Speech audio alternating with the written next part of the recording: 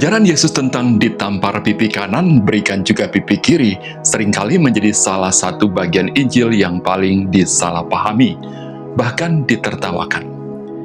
Tidak sedikit orang, termasuk mereka yang memusuhi kekristenan, menilai ajaran ini sebagai sikap pasif, lemah, tidak realistis, dan berbahaya. Menurut mereka, jika seseorang disakiti atau dihina, harga diri harus dibela dengan cara membalasnya. Hukum yang dianggap paling adil adalah prinsip lama, mata ganti mata, gigi ganti gigi. Maka ketika Yesus justru mengajarkan untuk tidak membalas, ajaran ini dianggap bodoh dan tidak masuk akal. Namun, penilaian semacam ini muncul bukan karena ajarannya keliru, melainkan karena perkataan Yesus ini dibaca secara dangkal dan harfiah, terlepas dari konteks budaya, hukum, dan pesan rohani yang ada di dalamnya. Yesus tidak sedang mengajarkan sikap pengecut, apalagi melarang pembelaan diri atau keadilan.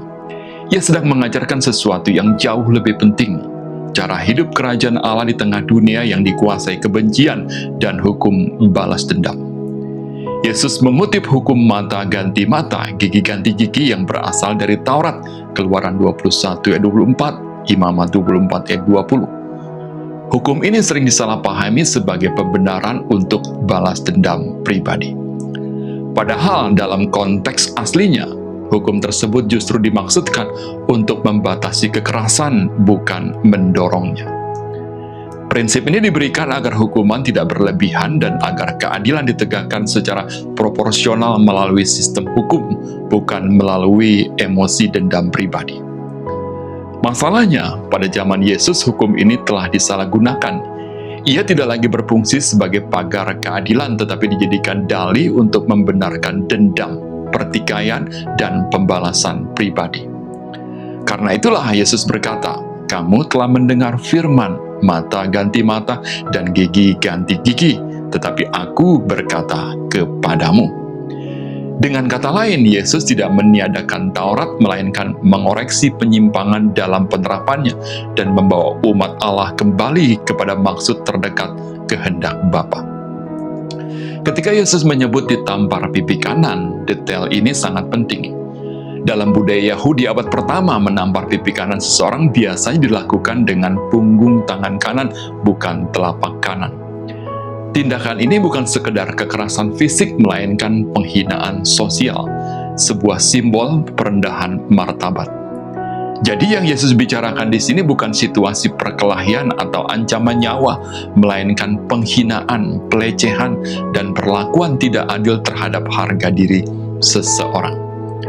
Dengan memahami konteks ini, kita mulai melihat bahwa Yesus tidak sedang berkata, "Biarkan dirimu dipukuli tanpa batas." Ia sedang berbicara tentang bagaimana orang percaya merespon penghinaan dan ketidakadilan pribadi, bukan soal membela diri dalam situasi berbahaya, pertandingan olahraga, tugas militer, atau penegakan hukum. Karena itu, tidak bertentangan jika ada atlet Kristen yang bertanding dalam tinju atau bela diri, atau orang Kristen yang menjalankan tugas negara dalam menjaga keamanan. Yesus tidak meniadakan tanggung jawab sosial, hukum, atau perlindungan terhadap sesama. Lalu apa makna memberikan pipi kiri? Ini bukan tindakan pasrah tanpa martabat. Justru sebaliknya, ini adalah tindakan keberanian moral. Dengan tidak membalas dan tidak tunduk pada logika kekerasan, seseorang menolak untuk membiarkan pelaku menentukan caranya bereaksi. Ia tidak dikuasai oleh amarah, tetapi berdiri teguh dalam kebebasan batin. Inilah kekuatan yang lahir dari identitas sebagai anak-anak kerajaan Allah. Dietrich Bonhoeffer, dalam bukunya The Cost of Discipleship, menegaskan bahwa ajaran ini tidak boleh dipahami sebagai legalisme baru atau aturan yang kaku. Menurutnya, Yesus sedang memanggil murid-muridnya untuk hidup dalam pola salib, menyerahkan hak pribadi demi kasih, bukan karena lemah, tetapi karena taat kepada Kristus. Bonhoeffer menulis bahwa orang Kristen tidak dipanggil untuk membalas kejahatan dengan kejahatan, sebab itu berarti menyerah pada kuasa dunia yang sama. Sementara itu, John Stott dalam bukunya The Message of the Sermon on the Mount menjelaskan bahwa Yesus tidak melarang orang Kristen mencari keadilan melalui jalur hukum atau melindungi diri dari kejahatan. Yang Yesus tolak adalah pembalasan dendam pribadi yang lahir dari ego, kebencian, dan amarah. Menurut Stott, memberi pipi kiri adalah ekspresi kasih yang aktif, bukan pasif. Kasih yang menolak membiarkan kebencian menentukan respon atau tindakan kita. Hal yang sama ditegaskan oleh Nicholas Thomas Wright dalam bukunya Jesus and the Victory of God. Ia melihat ajaran ini sebagai bentuk perlawanan non-kekerasan yang kreatif dan bermartabat. Yesus tidak memanggil pengikutnya untuk menjadi korban tanpa suara, melainkan saksi kerajaan Allah yang hidup dengan nilai yang sama sekali berbeda dari dunia ini. Secara praktis, ajaran ini sangat relevan bagi kehidupan orang percaya masa kini. Di dunia yang mudah tersinggung, cepat marah, dan gemar membalas lewat kata-kata, status media sosial, atau tindakan agresif, Yesus memanggil kita untuk berhenti sejenak dan bertanya, apakah aku bereaksi sebagai warga dunia ini atau sebagai warga kerajaan Allah? Memberi pipi kiri berarti memilih untuk tidak membiarkan luka batin berubah menjadi dosa baru. Itu berarti menjaga hati agar tidak dikuasai kebencian, sekalipun kita sedang diperlakukan tidak adil.